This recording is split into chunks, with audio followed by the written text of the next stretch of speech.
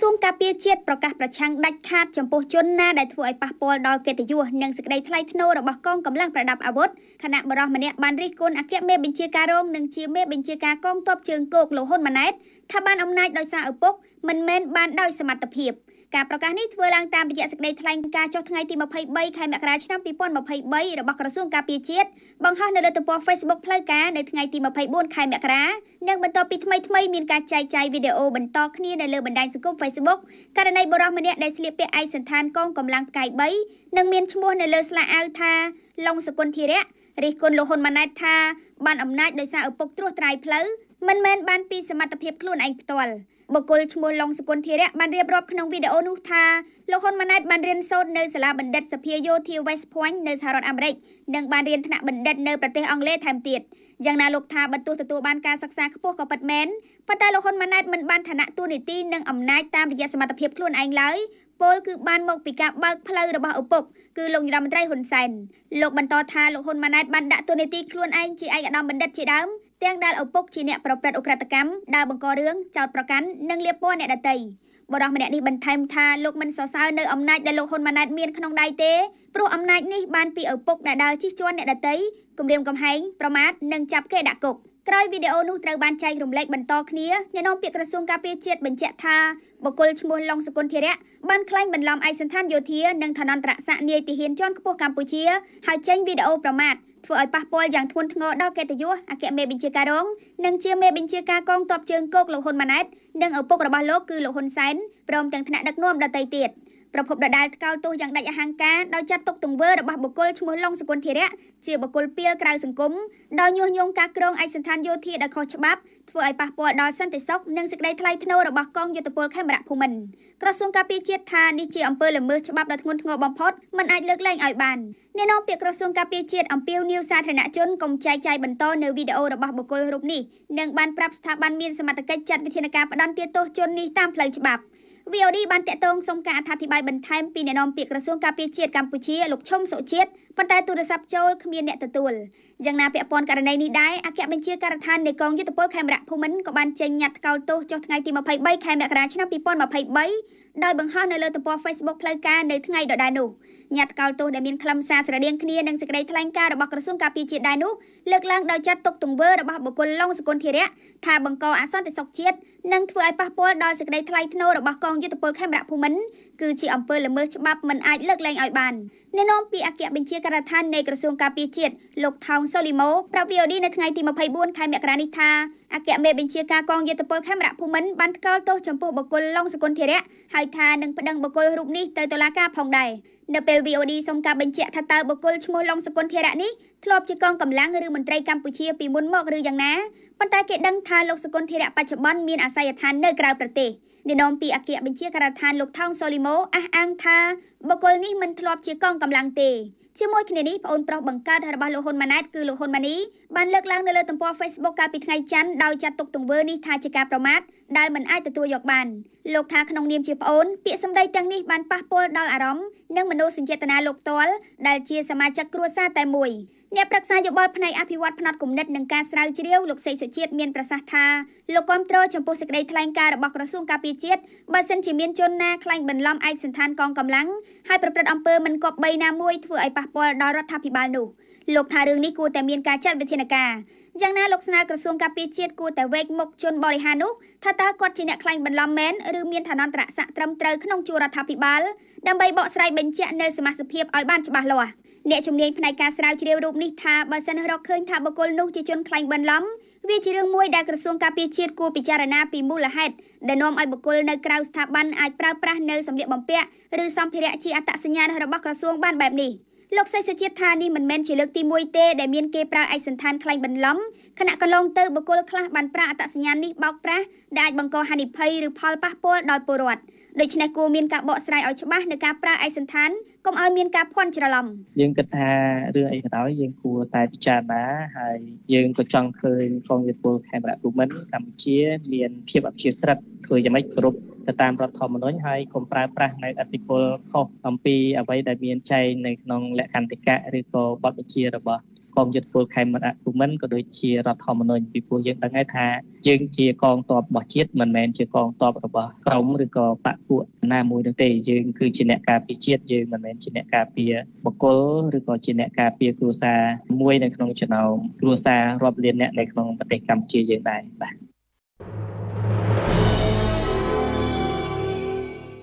ក្រសួងមហាផ្ទៃប្រមានចាត់វិធានការច្បាប់លើសមាគមគ្រូបង្រៀនកម្ពុជាឯករាជ្យប្រសិនបើសមាគមមួយនេះមិនផ្ញើរបាយការណ៍សកម្មភាពរបស់ខ្លួនដាក់ទៅក្រសួងមហាផ្ទៃនៅត្រឹមដំណាច់ខែកុម្ភៈឆ្នាំ2023លិខិតក្រសួងមហាផ្ទៃចុះថ្ងៃទី26ខែមករាឆ្នាំ2023ផ្ញើទៅកាន់លោកស្រីអុកឆាយាវីប្រធានសមាគមគ្រូបង្រៀនកម្ពុជាឯករាជ្យបញ្ជាក់ថាសមាគមតែជូនដំណឹងជាលិលាអក្សរអំពីព័ត៌មានរាល់គណនីដែលត្រូវបើកសម្រាប់កិច្ចប្រតិបត្តិការរបស់ខ្លួននៅធនាគារនិងផ្ដល់នូវរបាយការណ៍បុកសរុបកាលភាពការងារនិងរបាយការណ៍ហិរញ្ញវត្ថុប្រចាំឆ្នាំ2022មកជូនក្រសួងមហាផ្ទៃឲ្យបានមុនបំណាច់ខែកុម្ភៈឆ្នាំ2023ជាកំណត់ក្នុងពេលជាមួយគ្នានោះក្រសួងក៏បានរំលឹកដល់សមាគមគ្រូបង្រៀនកម្ពុជាឯករាជ្យត្រូវធ្វើសកម្មភាពឲ្យបានត្រឹមត្រូវតាមការកំណត់ក្នុងលក្ខន្តិកៈដែលបានកំណត់ទុកនៅក្នុងក្រសួងមហាផ្ទៃព្រមទាំងបទបញ្ញត្តិនៃច្បាប់និងលិខិតបទដ្ឋានគតិយុត្តនានាជាធរមានផងដែរគួរក៏សម្គាល់ផងដែរថាមុននឹងធ្វើការប្រមានចាត់វិធានការច្បាប់ក្នុងលិខិតដែលផ្ញើទៅកាន់លោកស្រីអុកឆាយាវីនោះក្រសួងមហាផ្ទៃក៏បានរំលឹកឡើងវិញពីសកម្មភាពរបស់សមាគមគ្រូបង្រៀនកម្ពុជាឯករាជ្យដែលកាលពីកន្លងទៅថ្មីៗនេះបានដឹកនាំគ្រូបង្រៀនធ្វើបាតកម្មនៅក្បែរទីលានប្រជាធិបតេយ្យក្នុងគោលបំណងទាមទារឲ្យរដ្ឋាភិបាលដោះលែងអ្នកជាប់ឃុំមនសិការប៉ុន្តែត្រូវបានក្រសួងមហាផ្ទៃចាត់ទុកសកម្មភាពរបស់សមាគមគ្រូបង្រៀនកម្ពុជាឯករាជ្យនៅពេលនោះថាជាសកម្មភាពបាតុកម្មខុសច្បាប់ដែលធ្វើឲ្យប៉ះពាល់ដល់សណ្ដាប់ធ្នាប់សាធារណៈការចេញមកព្រមានរបស់ក្រសួងមហាផ្ទៃនេះគឺតែប៉ុន្មានម៉ោងប៉ុណ្ណោះក្រោយពីក្រសួងដដែលនេះបានប្រកាសឲ្យសមាគមគ្រូបង្រៀនកម្ពុជាឯករាជ្យដង្ហែធម្មយាត្រាដើម្បីលើកកម្ពស់សីលធម៌សង្គមទៅតាមបណ្ដាខេត្តមួយចំនួនដែលចាប់ផ្ដើមពីរាជធានីភ្នំពេញនៅថ្ងៃទី1ខែកុម្ភៈខាងមុខនេះឆ្លើយតបចំពោះការប្រមានរបស់ក្រសួងមហាផ្ទៃនេះប្រធានសមាគមគ្រូបង្រៀនកម្ពុជាឯករាជ្យលោកស្រីអុកឆាយាវីបានលើកឡើងថាចាប់តាំងពីមានវិបត្តិ COVID-19 មកសមាគមមិនមានជំនួយឧបត្ថម្ភពីស្ថាប័នឬប្រទេសណានោះទេហើយបុគ្គលិករបស់សមាគមធ្វើការងារដោយស្ម័គ្រចិត្តប៉ុណ្ណោះជាហេតុធ្វើឲ្យសមាគមមិនទាន់បានដាក់របាយការណ៍ដោយអ្វីដែលក្រសួងលើកឡើងអ្នកស្រីអុកឆាយាវីថាជុំវិញករណីដែលសមាគមមិនបានដាក់លិខិតទៅក្រសួងមហាផ្ទៃនេះសមាគមគ្រូបង្រៀនកម្ពុជាឯករាជ្យក៏ធ្លាប់ផ្ញើលិខិតជំរាបក្រសួងពីមូលហេតុនៃការមិនមានឧបត្ថម្ភទៅក្រសួងរាជរដ្ឋហើយតែមិនដែលឃើញក្រសួងឆ្លើយតបវិញនៅឡើយទេគ្រប់បាច់ចាងការចំណាយទៅលើទាំងស្នាក់ការទាំងចំណាយផ្សេងៗរបស់សមាគមទាំងព្រោះអីយើងអត់មានតែឋានៈដែលជួយសាប់ថតយើងរយៈពេលកន្លងមកហើយយើងធ្លាប់បានដាក់លិខិតទៅហើយថាយើងអត់មានថវិកាដើម្បីថាឲ្យក្រសួងជាការឆ្លើយតបចំពោះការប្រមានចាត់វិធានការច្បាប់របស់ក្រសួងមហាផ្ទៃថាប្រសិនបើសមាគមមិនដាក់របាយការណ៍ជាមុនអំណាចខែកុម្ភៈនោះអ្នកស្រីអុកឆាយាវីថ្លែងថានឹងពិនិត្យលិខិតឲ្យបានជាក់លាក់ជាមុនសិន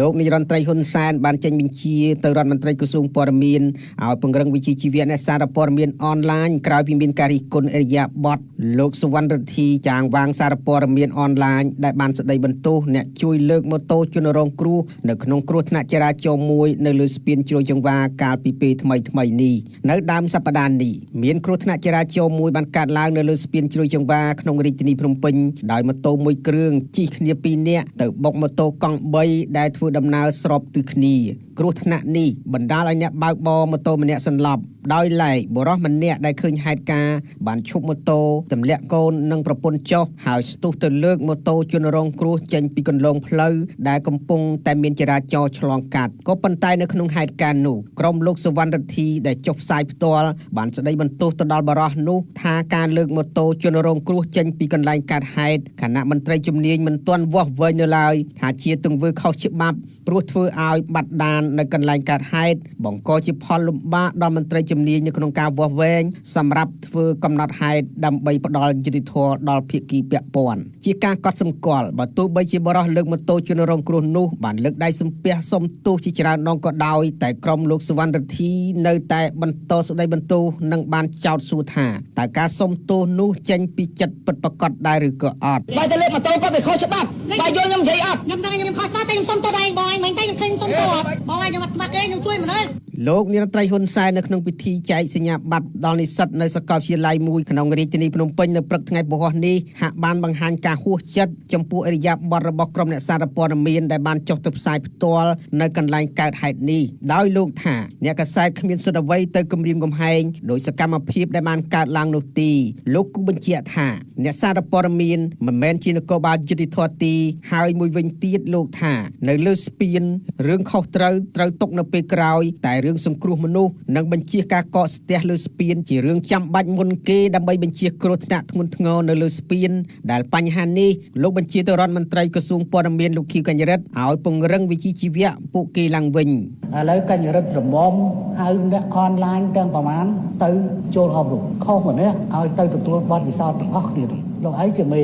មើលតែខ្ញុំសូមស្នើថ្ងៃក្រោយកុំឲ្យមានរឿងវានឹងកើតឡើងទៀតលោកហ៊ុនសែនបានបន្ថែមថាករណីនេះក៏មានការរិះគន់ច្រើនពីមន្ត្រីដែលខ្លះទាមទារឲ្យដកអាជ្ញាប័ណ្ណអ្នកសារព័ត៌មានអនឡាញនោះនិងខ្លះទៀតឲ្យចាត់វិធានការច្បាប់ក៏ប៉ុន្តែលោកថាបញ្ហានេះត្រូវបិទបញ្ចប់នៅត្រឹមការអប់រំអ្នកណាដែលធ្វើសកម្មភាពបែបនេះគួរទៅពង្រឹងកុំបដ ாய் ពេកកន្លងទៅយើងបដ ாய் ជ្រុលយើងមិនមែនបិទសិទ្ធិក៏ប៉ុន្តែអ្នកត្រូវគោរពសិទ្ធិគេដទៃផងបានទេគ្នាលើកដៃសុំទោសឲ្យថាសុំទោសអស់វិចិត្រទេអត់នៅទៅចេះទេណែវាឆ្ងាញ់អាហ្នឹងវាពេកទៅដល់អ្នកនាំពាក្យក្រសួងព័ត៌មានលោកផុសសុវណ្ណបានអះអាងថាក្រសួងបានធ្វើកិច្ចការនេះជាបន្តបន្ទាប់ទាំងការអប់រំនិងវគ្គបណ្ដុះបណ្ដាលហើយថាក្រសួងនឹងបន្តធ្វើទៀតនៅខែក្រោយបន្ទាប់ពីទទួលបានអនុសាសន៍ពីប្រមុខរដ្ឋាភិបាលយើងនឹងក្រុងធ្វើទៀតនៅក្នុងឆ្នាំ2023នេះថានឹងអាចថាធ្វើជាវគ្គបណ្ដុះបណ្ដាលមួយទំហំតូចដែលអាចថាម្ដង50នាក់ទៅ100នាក់នឹងចាប់ផ្ដើមពីខែកុម្ភៈឆ្នាំ2023នេះនាយកប្រតិបត្តិសមាគមសម្ព័ន្ធអ្នកសារព័ត៌មានកម្ពុជាកម្ពុជាលោកណុបវីយល់ថាការហៅអ្នកសារព័ត៌មានដោយស្ថាប័នរដ្ឋក្នុងន័យអប់រំឬក៏ណែនាំជាការព្រួយបារម្ភរបស់អ្នកសារព័ត៌មានបើទោះបីជាអ្នកសារព័ត៌មាននោះបានប្រព្រឹត្តឥរិយាបថឆ្គាំងឆ្គងក្តីលោកថាការហៅអ្នកសារព័ត៌មានទៅអប់រំឬក៏ណែនាំដោយសមត្ថកិច្ចរបស់រដ្ឋាភិបាលនឹងធ្វើឲ្យប៉ះពាល់ដល់សេរីភាពអ្នកសារព័ត៌មានការពង្រឹងតាមសិលធម៌យើងគួរតែបន្តធ្វើតាមរយៈការរៀបចំឲ្យមានជំនការឯករាជ្យមួយដែលបង្កើតឡើងដោយអ្នកសារព័ត៌មានហើយអ្នកសារព័ត៌មានខ្លួនឯងគឺជាអ្នកត្រួតពិនិត្យតាមចំពោះការអនុវត្តក្រមសីលធម៌និងវិជ្ជាជីវៈនេះបាទជុំវិញបញ្ហានេះលោកខៀវកញ្ញរិទ្ធធ្លាប់បានលើកឡើងនៅក្នុងពិធីបើកសិក្ខាសាលាស្ដីពីការអនុវត្តវិជ្ជាជីវៈនិងសេរីភាពសារព័ត៌មានក្នុងក្របខ័ណ្ឌច្បាប់នៃប្រជាជាតិកម្ពុជាកាលពីថ្ងៃទី16ខែវិច្ឆិកាឆ្នាំ2021ថាអ្នកសារព័ត៌មាននៅកម្ពុជាប្រមាណជា 80% មិនបានរៀនវិជ្ជាជីវៈអ្នកសារព័ត៌មាននិងឆ្វេងយល់ទៅលើច្បាប់ស្ដីពីរបបសារព័ត៌មាននិងច្បាប់ព្រហ្មទណ្ឌទេដោយពួកគេចាប់ផ្ដើមប្រកបអាជីពនេះតែម្ដងលោកសុវណ្ណរិទ្ធីនារីការព័ត៌មានអនឡាញធ្លាប់ជាប់ពន្ធនាគារកាលពីឆ្នាំ2020ដោយតុលាការចោទពីបទញុះញង់ក្រោយពីលោកបានដកស្រង់សម្ដីលោកនិរន្តរីហ៊ុនសែនដែលថ្លែងអំឡុងកម្ពុជាជួបវិបត្តិ COVID-19 នៅពេលនោះថាបើអ្នករត់ម៉ូតូដប់ខ្សែធនគួរតែលក់ម៉ូតូចាយសិនទៅរដ្ឋាភិបាលមានលទ្ធភាពជួយនោះទេបទចោទនេះធ្វើឲ្យលោករដ្ឋាជាប់ពន្ធនាគារប្រមាណជា6ខែក្នុងចំណោមទោស18ខែក្រោយពីលោកត្រូវបានចាប់ខ្លួននៅថ្ងៃទី7ខែមេសាឆ្នាំ2020សហជីពមួយចំនួនលើកឡើងថាកម្មករប្រឈមបាត់បង់ការងារបើប្រព័ន្ធអនុគ្រោះពន្ធ GSP របស់អាមេរិកនិងប្រព័ន្ធអនុគ្រោះពន្ធអ្វីៗទាំងអស់លើកលែងតែអាវុធឬ EBA របស់សហភាពអឺរ៉ុបត្រូវបានដកចេញពីកម្ពុជាខណៈបច្ចុប្បន្នរោងចក្រមួយចំនួនបានបិទទ្វារនិងព្យួរការងារកម្មករដោយសារតែគ្មានអ្នកបញ្ជាទិញការលើកឡើងរបស់សហជីពនេះស្របពេលដែលរដ្ឋលេខាធិការប្រចាំការនៃក្រសួងសេដ្ឋកិច្ចនិងហិរញ្ញវត្ថុលោកវង្សសីវិសុទ្ធបានលើកឡើងថាទោះបីប្រទេសកម្ពុជាគ្មានការអនុគ្រោះពន្ធនាំចេញ EBA និង GSP ក៏ការនាំទំនិញចេញទៅក្រៅប្រទេសនៅតែមានការកើនឡើងជាបន្តបន្ទាប់លោកវង្សសីវិសុទ្ធបានបញ្ជាក់ក្នុងវេទិកាសាធារណៈស្ដីពីការគ្រប់គ្រងម៉ាក្រូសេដ្ឋកិច្ចនិងច្បាប់ស្ដីពីហិរញ្ញវត្ថុសម្រាប់ការគ្រប់គ្រងឆ្នាំ2023នៅថ្ងៃទី25ខែមករាឆ្នាំ2023ថាទោះបីគ្មានការអនុគ្រោះពន្ធនាំចេញទាំងអស់នេះក៏កម្ពុជាមិនស្លាប់នោះដែរបាទរឿង GSP អត់3ឆ្នាំហើយក្មួយអត់ទៀតក៏អត់អីដែរវាលែងអីវាធ្លាប់អស់ហើយស៊ាំហើយណាចឹងហ៎បាទអត់អីអត់ប៉ុណ្្នឹងហើយមើលយើងនាំចេញមើលនៅតែឡើងអញ្ចឹងណាអត់ GSP ហ្នឹងអា EBA នេះក៏អត់មានអីមកជាមួយយើងលើ GSP ហ្នឹងក៏អត់អីដែរយើងអត់ទៅហើយហ្នឹង លើមើលមានស្លាប់ទៅណាមិនថាមិនស្លាប់ទេ resilient ទៅទៀតហ្នឹងហើយត្រូវយកចំហអញ្ចឹងហើយថ្ងៃក្រោយសម្ដេចអ្នកជួយចង្អុលមិនបាច់ពឹងអាណាទាំងអស់រឿងអនុគ្រោះមិនត្រូវការទេត្រូវការតែស្មារតីស្មារតីបានណាត្រូវខ្លួនឯងបញ្ចេញខ្លួនឯងបានមានត្រូវផឹងខ្លួនឯងឲ្យមានប្រកួតប្រជែងបានហើយមិនបាច់ពឹងភាពអនុគ្រោះទេអាហ្នឹងជាគោលដៅថ្ងៃក្រោយបានយើងទៅជារដ្ឋមួយដែលមាន viable state មួយដែលមាន viability បើតាមអគ្គនាយកដ្ឋានគយនិងរដ្ឋកោកម្ពុជាឲ្យដឹងថាក្នុងឆ្នាំ2022កម្ពុជាបាននាំចេញសម្លៀកបំពាក់ក្នុងតម្លៃជាង$9,000 លានម៉ាស៊ីននិងឧបករណ៍អគ្គិសនីជិត$2,000កើនឡើង84កណ្ដោសញ្ញា 8% គ្រាប់ធញ្ញជាតិចំនួនជាង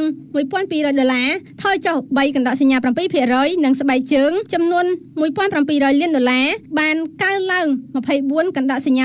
8% តែយ៉ាងណាបើតាមបទបង្ហាញស្ដីពីស្ថានភាពនិងទស្សនវិស័យសេដ្ឋកិច្ចកម្ពុជាឆ្នាំ2023របស់ក្រសួងសេដ្ឋកិច្ចនិងហិរញ្ញវត្ថុបានព្យាករណ៍ថាកំណើនវិស័យកាត់ដេរនៅកម្ពុជាក្នុងឆ្នាំ2023នឹងថយចុះពី10មកត្រឹម5កណ្ដោសញ្ញា 5% ដោយសារតែការថមថយតម្រូវការសកលជាពិសេសទីផ្សារសហរដ្ឋអាមេរិកនិងសហភាពអឺរ៉ុបប្រធានសហភាពការងារកម្ពុជាលោកអាត់ធុនមានប្រសាសន៍នៅថ្ងៃប្រហ័សនេះថាបើការនាំចេញទំនិញនាពេលបច្ចុប្បន្នបានកើនឡើងមែននោះវានឹងផ្ដល់ផលប្រយោជន៍ដល់ប្រទេសជាតិនិងកម្មករប៉ុន្តែលោកយល់ថាការនាំទំនិញចេញរបស់កម្ពុជាអំឡុងពេលនេះមិនបានកើនឡើងទេខ្ញុំគិតថាបើវាកើនឡើងវាផ្ដល់ផលប្រយោជន៍ហើយប៉ុន្តែអ្វីដែលខ្ញុំគិតថាវាដូចជាមិនមានអីសញ្ញាល្អមានការកើនឡើងទេបាទបើកើនឡើងទី1គឺបង្កើតការងារកើតចំណូលជាតិហើយនឹងបង្កើតឱកាសសម្រាប់កាត់បន្ថយការចំណាយឬក៏ជីវភាពរបស់ប្រជាពលរដ្ឋទៅហើយបើវាមិនកើនមានន័យថាវាក្នុងការងារវាអត់មានចំណូលហើយវាធ្វើឲ្យពលរដ្ឋទាំងលំបាកមានភាពក្រីក្រច្រើនចឹងទៅបាទតាមរបាយការណ៍ដែលយើងទទួលបានមានរោងចក្រមួយចំនួនបានបិទទ្វារមួយចំនួនបានព្យួរការងារហើយមួយចំនួនកំពុងតែបន្តជាធម្មតាតែមួយចំនួនទៀតបន្តដែរតែបន្តទាំងគេថាมันមានអីវ៉ាន់ធ្វើច្រើនអញ្ចឹងទៅបាទបើតាមលោកអាត់ធុនរបាយការណ៍ពីសហជីពដែលធ្វើការជាមួយលោកនៅក្នុងរោងចក្រចំនួន100គឺមានរោងចក្រចំនួន10បានបិទទ្វាររោងចក្រ20បានព្យួរការងារកម្មករនិងរោងចក្រប្រមាណ60ផ្សេងទៀតបានកាត់បន្ថយបុគ្គលិកប្រធានសហភាពចលនាកម្មករលោកប៉ៅស៊ីណាលើកឡើងដែរថាវិស័យកាត់ដេរសម្លៀកបំពាក់និងស្បែកជើងនៅកម្ពុជាបច្ចុប្បន្នពឹងផ្អែកទៅលើប្រព័ន្ធអនុគ្រោះពន្ធ EBA និង GSP ដែលធ្វើឲ្យអ្នកវិនិយោគមកវិនិយោគនៅកម្ពុជាដោយបានបង្កើតឱកាសការងារដល់ប្រជាពលរដ្ឋឬកម្មករលោកបន្តថាប្រព័ន្ធអនុគ្រោះពន្ធ EBA និង GSP មានសារៈសំខាន់សម្រាប់ប្រជាពលរដ្ឋជាពិសេសកម្មករនិយោជិកដូច្នេះបើសិនជាកម្ពុជារក្សាបានប្រព័ន្ធអនុគ្រោះពន្ធដែលសហភាពអឺរ៉ុបនិងសហរដ្ឋអាមេរិកផ្ដល់ឲ្យបាននោះនឹងជួយបង្កើនការងារកាន់តែច្រើនដល់កម្មករប៉ុន្តែសម្រាប់ឆ្នាំ2023នេះលោកថាកម្មករប្រឈមនឹងអត់ការងារធ្វើដោយសាររោងចក្រមួយចំនួនបានបិទទ្វារហើយខ្លះទៀតបានព្យួរការងារជាដើមមួយវិញទៀតខ្ញុំមើលឃើញថាឆ្នាំ2023នេះស្ថានភាពនៅតាមបណ្ដារោងចក្រសហគ្រាសទាំងអស់មិនថាស្បែកជើងសម្លៀកបំពាក់និងផលិតផលធ្វើដំណើរទេគឺយើងឃើញមានការថយចុះការកម្មង់នៃការបញ្ជាទិញដែលយើងមើលឃើញបញ្ហាទាំងអស់នេះវាបានជះឥទ្ធិពលអវិជ្ជមានទៅដល់បងប្អូនកម្មករយើងដែលធ្វើឲ្យពួកគាត់ជួបប្រទះនៅបញ្ហាធ្លាក់ចុះនៅប្រាក់ចំណូលរបស់គាត់តាមរយៈ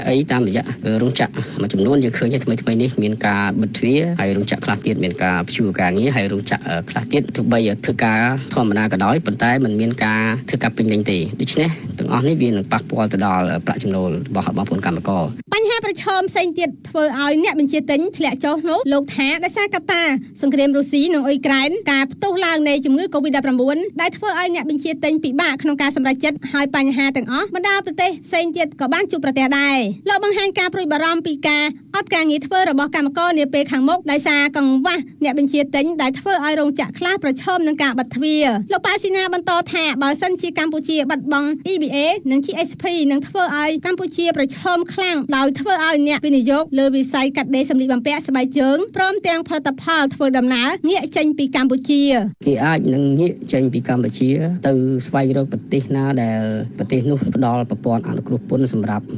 អ្នកវិនិយោគដូច្នេះរឿងនេះមួយដែលរដ្ឋាភិបាលកម្ពុជាយើងក៏ដូចជាភាគីពាក់ព័ន្ធត្រូវតែពិចារណាពីព្រោះថាធម្មតាទេអ្នកវិនិយោគគេសម្លឹងមើលប្រទេសណាដែលអាចផ្ដល់នូវប្រាក់ចំណេញទៅដល់ក្រុមអ្នកវិនិយោគនោះដូច្នេះប្រសិនបើយើងបាត់បង់នៅប្រព័ន្ធអនុគ្រោះពន្ធទាំងពីរនេះវាអាចនឹងជះឥទ្ធិពលអាក្រក់ទៅដល់បងប្អូនកម្មការនីទាំងអស់ដែលកំពុងតែបំពេញការងារនៅក្នុង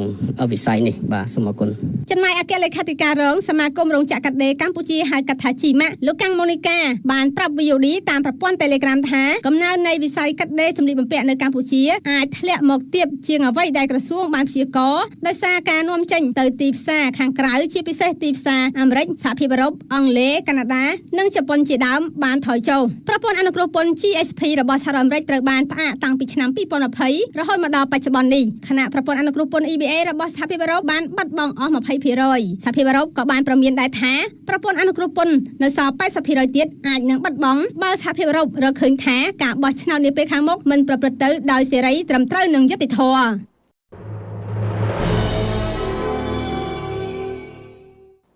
ប្រធានប្រតិបត្តិគណៈបកជំទាស់ប្រចាំខេត្តបៃលិនចាត់ទុកការរារាំងមិនអោយគណៈបកក្រៅរដ្ឋាភិបាលមួយនេះបានលើកស្លាកទៅតាមការស្នើសុំនោះថាគឺជាផ្នែកមួយនៃការរើសអើងខាងនយោបាយហើយគណៈបកនេះក៏នឹងបន្តស្វែងរកកិច្ចអន្តរាគមន៍ជាថ្មីទៀតទៅសាលាស្រុកក្នុងន័យដើម្បីជំរុញឲ្យមានគណនេយ្យភាពសង្គមនៅថ្នាក់ក្រមជាតិឲ្យស្របទៅតាមច្បាប់ស្តីពីគណៈបកនយោបាយថ្លែងប្រាប់ VOD នៅថ្ងៃព្រហស្បតិ៍នេះលោកខមមុនីកុសលដែលជាប្រធានប្រតិបត្តិគណៈបកភ្លើងទៀនប្រចាំខេត្តបៃលិនបានដឹងថាក្នុងនាមគណៈបកនយោបាយលោកបានស្នើសុំលើកស្លាកគណៈបកនៅលើទីតាំងដីសាធារណៈចំនួន4កន្លែងផ្សេងៗគ្នានិងអនុវត្តដោយម៉ត់ចត់ទៅតាមនីតិវិធីស្តីពីគណៈបកនយោបាយដែលមានជាធរមានផ្ទុយទៅវិញការស្នើសុំលើកស្លាកគណៈបកនេះមិនទទួលបានការអនុញ្ញាតពីប្រធានក្រុមប្រឹក្សាឃុំសាលាក្រៅនោះទេបើតាមលោកខមមុនីកុសលលោកយឿមភឿនដែលជាប្រធានក្រុមប្រឹក្សាឃុំសាលាក្រៅក៏តាមមកពីគណៈបកប្រជាជនកម្ពុជាបានលើកឡើងនៅក្នុងសម្អាងហេតុរបស់ខ្លួនថាទីតាំងដែលគណៈបកភ្លើងទៀនបានស្នើសុំនោះគឺមានគណៈបកនយោបាយដទៃទៀតបានស្នើសុំមុនបាត់រួចទៅហើយយ៉ាងនេះក្តីមន្ត្រីបកជំទាស់រូបនេះអាងថាមន្ត្រីឃុំសាលាក្រៅព្យាយាមមិនបង្ហាញភ័ស្តុតាងនៅពេលខ្លួនស្នើសុំដើម្បីផ្ទៀងផ្ទាត់ពិនិត្យបញ្ជីឈ្មោះគណៈបកនយោបាយដោយដែលអាជ្ញាធរលើកឡើងថាមានការស្នើសុំរួចហើយនោះភាពលាក់លៀមនេះលោកចាត់ទុកថាគឺជាចេតនានៃការរើសអើងខាងនយោបាយដែលភាគីពាក់ព័ន្ធគួរត្រួតពិនិត្យចំពោះករណីនេះមុននឹងបន្តិចដែរក៏ខ្ញុំបានចូលទៅសាលាឃុំដែរដើម្បីខ្ញុំចង់មើលថាលិខិតរបស់គណៈបកណាដែលបានស្នើសុំហើយស្នើសុំពីពេលណាប៉ុន្តែគ្មានអត់បានដល់លិខិតនឹងឲ្យទេដោយសារថាចាំជួបលោកមេឃុំហើយលោកមេឃុំឥឡូវដល់មកប្រជុំនៅសាលាស្រុកហើយខ្ញុំមកដល់សាលាស្រុកក៏លោកចៅហ្វាយស្រុកកំពុងជាប់ប្រជុំជាមួយមេឃុំបន្តទៀតដូចគ្នាអញ្ចឹងយើងនឹងចាំមើលម៉ោង2រសៀលនេះតើគាត់មានអ្វីយកមកធ្វើជាសំអាងដើម្បីបញ្ជាក់ថាគណៈបកណាដែលបានមកសុំច្បាប់ហ្នឹងហើយស្មានគាត់អត់បញ្ជាក់គាត់ថាចាំជួបមេឃុំគិតត្រឹមម៉ោងប្រមាណ2រសៀលថ្ងៃទី26ខែមករានេះលោកខមមុនីកុសលអះអាងថាអភិបាលស្រុកសាលាក្រៅបានបន្តលើកពេលដោះស្រាយបញ្ហានេះដោយមិនកំណត់ថ្ងៃទៅពេលក្រោយទៀតលិខិតដែលចេញដោយរដ្ឋបាលឃុំសាលាក្រៅកាលពីថ្ងៃទី25ខែមករាម្សិលមិញបានបញ្ជាក់ថាទីតាំងស្នើសុំទាំង4កន្លែងនោះគឺអាជ្ញាធរមិនអនុញ្ញាតឲ្យលើកស្លាកគណៈបកភ្លើងទៀនបានទេព្រោះមានគណៈបកនយោបាយផ្សេងទៀតបានស្នើសុំលើកមុនរួចទៅហើយតាមរយៈលិខិតឆ្លើយតបរបស់រដ្ឋបាលឃុំសាលាក្រៅនេះដែលមិនបានបញ្ជាក់ពីគណៈបកនយោបាយដែលបានស្នើសុំមុននោះជាបកនយោបាយមួយណាប្រធានក្រុមប្រឹក្សាឃុំបានបើកផ្លូវឲ្យគណៈបកភ្លើងទៀនស្វែងរកទីតាំងផ្សេងដើម្បីលើកស្លាកបញ្ចុះយោលិខិតជូនដំណឹងរបស់គណៈបកភ្លើងទៀនដែលចេញកាលពីថ្ងៃទី20ខែមករាបង្ហាញថាទីតាំងទាំង4កន្លែងដែលបានស្នើសុំលើកស្លាកគណៈបកនេះគឺជាដីសាធារណៈរបស់រដ្ឋដែលគណៈបកភ្លើងទៀនអាចមានសិទ្ធិស្នើសុំដោយបណ្ដាបកនយោបាយដទៃទៀតដែរទីតាំងទាំង4កន្លែងនោះរួមមាននៅចំណុចគល់ស្ពានថ្មកំប្រងនិងចំណុចផ្លូវបំបែកជា3កែងផ្លូវ160ដែលទីតាំងទាំងពីរកន្លែងនេះស្ថិតនៅក្នុងភូមិកំពង់ចម្លងក្រោមដូចគ្នាដោយឡែកពីទីតាំងផ្សេងទៀតមួយនៅចំណុចផ្លូវបំបែកជា4កោះកែវស្ថិតនៅក្នុងភូមិស្រែអន្ទាក់និងមួយទីតាំងទៀតនៅចំណុចស្ពានភ្នំកុយស្ថិតនៅក្នុងភូមិភ្នំកុយនៃស្រុកសាលាក្រៅទាំង4ទីតាំងបើទោះជាបែបណាច្បាប់ស្តីពីគណៈបកនយោបាយបញ្ញត្តិមាត្រា4ចែងថាគ្រប់គណៈបកនយោបាយមានសិទ្ធិស្មើគ្នាក្នុងការទទួលបព្វសិទ្ធិនិងការយកចិត្តទុកដាក់ដោយស្មើភាពគ្នាពីរដ្ឋាភិបាលនិងអាជ្ញាធរគ្រប់ជាន់ថ្នាក់ដោយឡែកច្បាប់ស្តីពីការបោះឆ្នោតជ្រើសតាំងតំណាងរាស្ត្របញ្ញត្តិមាត្រា69វិញបានកំណត់ថាស្លាកសញ្ញាគណៈបកនយោបាយអាចលើកនៅទីសាធារណៈដោយមានការសម្របសម្រួលពីអាជ្ញាធរឃុំសង្កាត់ផ្អែកលើគោលការណ៍ស្មើភាពសន្តិសុខសណ្ដាប់ធ្នាប់សាធារណៈនិងសុខភាពសាធារណៈចំណែកមេឃុំសាលាក្រៅលោកយឿមភឿនអាងថាទីតាំងដែលគណៈបកភ្លើងទៀនស្នើសុំនេះមិនអាចផ្ដល់ឲ្យលើកស្លាកបានទេហើយលោកក៏មិនបង្ហាញអត្តសញ្ញាណគណៈបកនយោបាយដែលបានស្នើសុំមុននោះថាជាបកនយោបាយណានោះដែរបើតាមលោកយឿមភឿននៅចំពោះមុខនេះលោកដឹងត្រឹមតែថារដ្ឋបាលឃុំមិនអាចផ្ដល់លទ្ធភាពឲ្យបកជំទាស់លើកស្លាកបានឡើយគឺគ្មានហេតុផលណាផ្សេងពីនេះទៀតនោះទេខ្ញុំគិតថាប្រាប់បកគេលើកគេសុំលើកឲ្យតាមិនប្រាប់ណាបកដឹងថាគេសុំហើយចាគេសុំមុនយើងទៅទៀតយើងសុំក្រោយគេទៅដាក់ចិត្តគ្នាមិនកើតនោះណាទៅដាក់កាត់នោះដាក់មិនកើតទេចិត្តខាងទេដោយដាក់វាច្រើនលើក្បាលខ្ញុំអត់ចេះនិយាយបានអញ្ចឹង មិនខុសគ្នាដែរលោកសៀសុខុមអភិបាលស្រុកសាលាក្រៅខេត្តបៃលិនបញ្ជាក់ចំហថាក្នុងនាមអាជ្ញាធរថ្នាក់ស្រុកលោកមិនលំអៀងទៅបកនយោបាយណាមួយនោះទេក៏ប៉ុន្តែបើមានគណៈបកនយោបាយមួយបានស្នើសុំមុនរួចទៅហើយនោះគណៈបកដែលស្នើសុំបន្ទាប់ក៏គួរយល់ពីបញ្ហានេះបើតាមលោកសៀសុខុមបញ្ហាធំបំផុតមិនមែនស្ថិតនៅលើលើកស្លាកគណៈបកនយោបាយច្រើននោះទេសំខាន់គឺត្រូវដោះស្រាយជូនពលរដ្ឋឯនេះទៅវិញទើបជាអ្វីដែលគ្រប់បកនយោបាយត្រូវធ្វើនិងប្រកួតប្រជែងគ្នាព្រោះភពដដែលបន្តថាការលើកឡើងរបស់រដ្ឋបាលឃុំសាលាក្រៅគឺហាក់មានភាពសមរម្យដោយសារទីតាំងមួយមិនអាចមានស្លាកគណៈបកនយោបាយជាន់គ្នាច្រើនពេកនោះទេវានាំឲ្យបង្កបញ្ហាដោះមិនចេញជាងប្រធានក្រុមប្រឹក្សាដែលគាត់សម្រេចនោះខ្ញុំគិតថាមិនអាចទេពោះស្នើសុំទៅហើយយើងបានឆ្លើយតបថាឯកភាពនឹងគណៈបកនយោបាយមួយហើយដល់ពេលគណៈបកនយោបាយទៅស្នើសុំក្រោយហើយវាទៅជាខ្ញុំអនុញ្ញាតឲ្យមួយទៀតអញ្ចឹងបានន័យថាជាគោលការណ៍ខ្ញុំចេះតែអនុញ្ញាតរហូតហើយជន់ទីតាំងគ្នាឬយ៉ាងម៉េចបង្ករយៈភាពមួយគ្នាឬយ៉ាងម៉េចមិនមែនទេអញ្ចឹងសរុបមកវិញបើសិនជាទីតាំងនោះមានគណៈបកនយោបាយស្នើសុំទៅហើយគួរណាស់តែគណៈបកនយោបាយដែលស្នើសុំក្រោយនេះបដូរទីតាំងថ្មីទៅទាក់ទងនឹងករណីនេះលោកខងពុធាននាំពីកោជបហាក់មានភាពស្ទាក់ស្ទើរក្នុងការអធិប្បាយចំពោះវិវាទនេះដែលលោកចាត់ទុកថានេះជាដែនសមត្ថកិច្ចរបស់អាជ្ញាធរមូលដ្ឋានចំណែកភារកិច្ចរបស់ស្ថាប័នជាតិរៀបចំការបោះឆ្នោតគឺស្ថិតនៅក្នុងអំឡុងពេលនៃដំណើរការនៃការបោះឆ្នោតប៉ុណ្ណោះសម្រាប់នាយកប្រតិបត្តិអង្គការ Netflix លោកសំគុណធីមីវិញហៅការពារដែលធ្វើឡើងដោយរដ្ឋបាលឃុំសាលាក្រៅនៃខេត្តបៃលិននេះថាវាមិនស្របទៅនឹងផ្លូវច្បាប់ទេលោកបន្តថាឲ្យតែទីតាំងនៃការស្នើសុំនោះជាកម្មវត្ថុនៃដីសាធារណៈគឺគ្រប់គណៈបកនយោបាយអាចមានសិទ្ធិស្នើសុំដោយស្មើភាពគ្នាបានលើពីនេះទៅទៀតសំខាន់ការលើកស្លាកគណៈបកកុំឲ្យតែបិទបាំងនិងស្លាកគណៈបកនយោបាយផ្សេងទៀតដែលនៅក្បែរនោះគឺបានទៅហើយគណៈបកនយោបាយលើកផ្លាប់ក្បែរជាងមកកណ្ដោនោះអត់មានតោះខុសទេទីសាធារណៈហ្នឹងឯងគេតម្រូវឲ្យគណៈបកនយោបាយហ្នឹងលើកផ្លាប់ដើម្បីឃោសនាបោះឆ្នោតហ្នឹងឯងបាទហាក់ដូចគ្នានឹងការលើកឡើងរបស់អ្នកជំនាញកិច្ចការបោះឆ្នោតនេះដែរសេចក្តីសម្រេចនៃបទបញ្ជានិងនីតិវិធីបម្រើការបោះឆ្នោតជ្រើសតាំងតំណាងរាស្ត្រសម្រាប់នីតិកាលទី6ត្រង់ប្រការ7បានបញ្ជាក់ថាគ្រប់គណៈបកនយោបាយដែលបានចុះបញ្ជីចូលរួមបោះឆ្នោតអាចមានសិទ្ធិលើកស្លាករបស់ខ្លួនបានលើទីតាំងសាធារណៈដោយមានការសម្របសម្រួលពីអាជ្ញាធរមូលដ្ឋានការហាមឃាត់នៅក្នុងបញ្ញត្តិនេះលើកលែងតែការលើកស្លាកនោះធ្វើឡើងនៅបរិវេណឬលើអគារឬក៏ការិយាល័យរបស់រដ្ឋប៉ុណ្ណោះ